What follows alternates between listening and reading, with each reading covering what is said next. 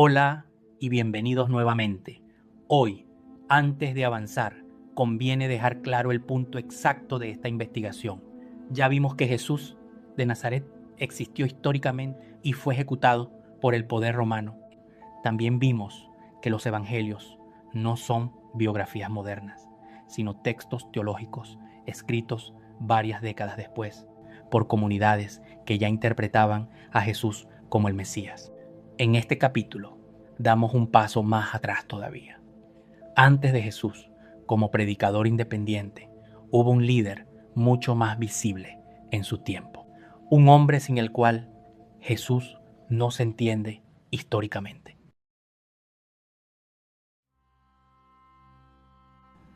Desde el punto de vista histórico, Juan no fue un personaje menor. Y para entender esto, primero debemos explicar quién es Flavio Josefo y por qué su testimonio es tan importante. Flavio Josefo fue un historiador judío del siglo I, nacido pocos años después de Jesús. No era cristiano ni seguidor de Juan.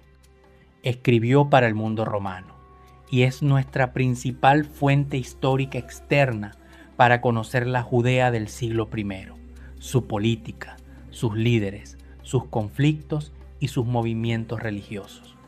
Cuando Josefo menciona a alguien, no está predicando ni defendiendo una fe, está describiendo hechos históricos para lectores romanos. Por eso, su testimonio tiene un peso excepcional para los historiadores modernos. Y aquí hay un dato que suele pasarse por alto. Gracias a Flavio Josefo, tenemos más referencias históricas explícitas sobre Juan el Bautista que sobre el propio Jesús. Esto no se debe a que Juan fuera más importante teológicamente, sino a que su movimiento tuvo un impacto político y social inmediato que llamó la atención del poder romano. Este peso histórico de Juan ayuda a explicar un hecho llamativo en los propios evangelios. Ninguno de ellos puede omitir a Juan el Bautista. Desde una perspectiva histórica, esto es significativo.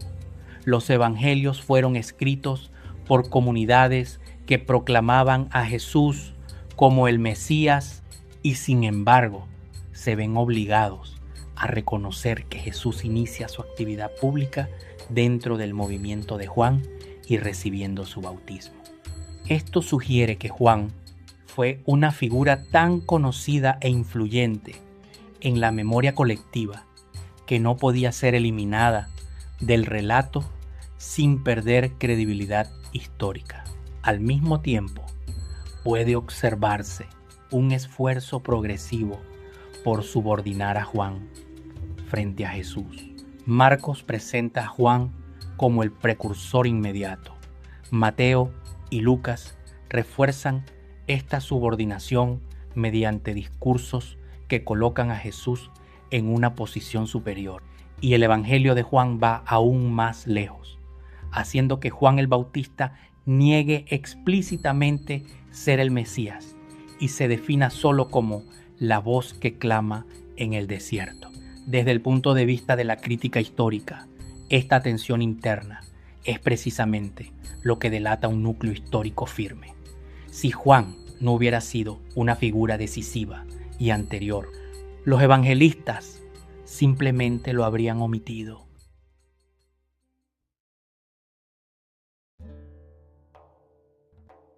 El historiador judío Flavio Josefo lo describe como un predicador carismático, cuya influencia sobre las masas era tan grande que el tetrarca Herodes Antipas decidió ejecutarlo por temor a una revuelta. Este dato es decisivo.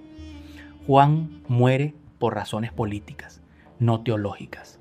Su movimiento de renovación moral y religiosa tenía un impacto social real.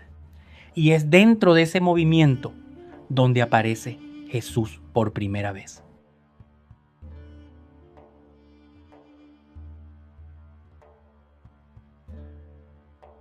Como hemos ido viendo a lo largo de este video, antes de que Jesús iniciara cualquier actividad pública, Juan el Bautista ya encabezaba un movimiento claramente definido El primer anuncio atribuido a Jesús en el Evangelio de Marcos es prácticamente idéntico al mensaje de Juan.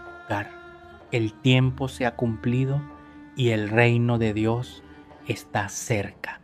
Marcos 1:15. Esta continuidad verbal y temática difícilmente es casual. Nos indica que Jesús no surge en el vacío ni aparece de forma aislada. Desde una perspectiva histórica, lo más plausible es que se formara dentro del movimiento de Juan, compartiendo su horizonte apocalíptico y su crítica al orden religioso y social de su tiempo.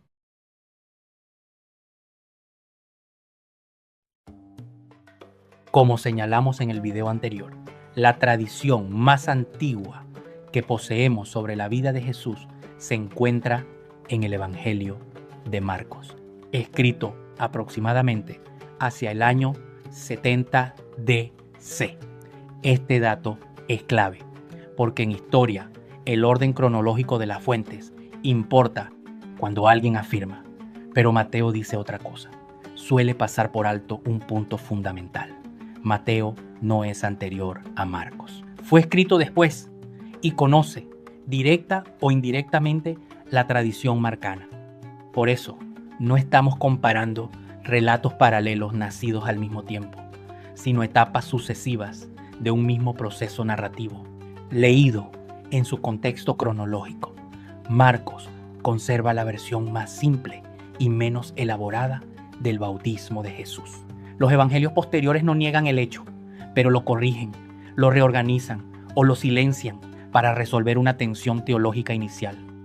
La subordinación de Jesús a Juan y su participación en un bautismo de arrepentimiento. La cronología, entonces, no solo nos dice qué evangelio fue escrito primero, sino por qué los relatos cambian. No estamos ante contradicciones arbitrarias, sino ante un proceso histórico reconocible de reinterpretación teológica. Leído así, el desarrollo del relato deja de ser un problema y se convierte en una evidencia.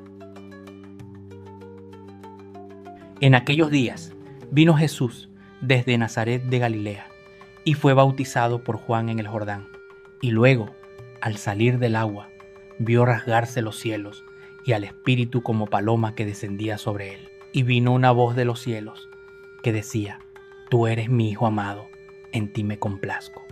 Marcos no introduce diálogo ni justificación alguna. Juan bautiza a Jesús sin resistencia. El acto ocurre sin explicación.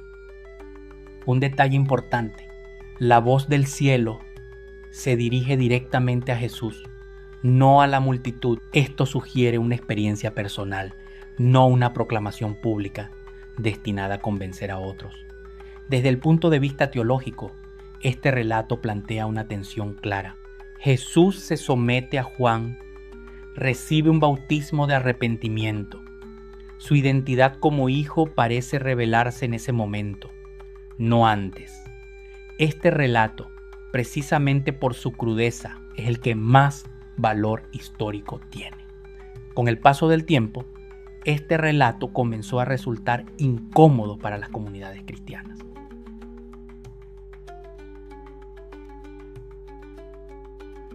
Entonces Jesús vino de Galilea a Juan al Jordán para ser bautizado por él. Pero Juan se le oponía, diciendo: Yo necesito ser bautizado por ti, ¿y tú vienes a mí? Jesús le respondió: Déjalo ahora, porque así conviene que cumplamos toda justicia. Y después de ser bautizado, una voz de los cielos decía: Este es mi Hijo amado, en quien tengo complacencia aquí. El hecho histórico se conserva, pero su significado se redefine. Juan reconoce explícitamente la superioridad de Jesús. La voz del cielo ya no se dirige a Jesús, sino a los presentes. El bautismo deja de ser un problema y se convierte en un acto necesario dentro del plan divino. Lucas adopta una solución distinta y más sutil. Herodes encerró a Juan en la cárcel. Aconteció que cuando todo el pueblo se bautizaba, también Jesús fue bautizado. Y vino una voz del cielo que decía: Tú eres mi Hijo amado, en ti tengo complacencia. Lucas menciona el arresto de Juan antes del bautismo y evita decir explícitamente que Juan bautiza a Jesús. El acto ocurre, pero la relación directa entre maestro y discípulo queda atenuada.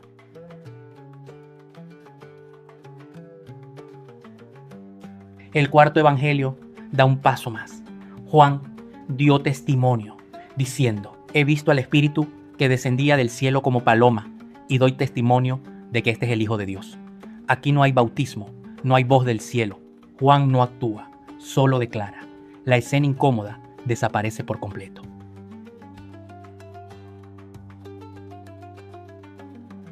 La muerte de Juan el Bautista marca un punto de inflexión decisivo. Su arresto y ejecución descabezan un movimiento que había tenido un impacto social y político real. Los propios relatos coinciden en un dato fundamental. Jesús inicia su predicación pública independiente solo después del arresto de Juan. Esto no parece casual. Jesús no actúa contra Juan, ni al margen de él, sino después de él. Tras ese momento, Jesús deja de lado el bautismo como eje central y reorienta el mensaje, del desierto a las aldeas, del rito único a la predicación itinerante, del anuncio del juicio inminente a la proclamación del reino de Dios ya presente. No rompe con el movimiento de Juan, pero reinterpreta su mensaje y le da una dirección propia, desde una perspectiva histórica. Esto permite una conclusión clara. Juan no fue un personaje secundario, sino el punto de partida histórico del movimiento de Jesús. Su muerte no cierra la historia, sino que abre el espacio en el que Jesús emerge como figura independiente. En el próximo capítulo aplicaremos el criterio de la dificultad para profundizar aún más en la distinción entre el Jesús histórico y el Cristo elaborado por la fe.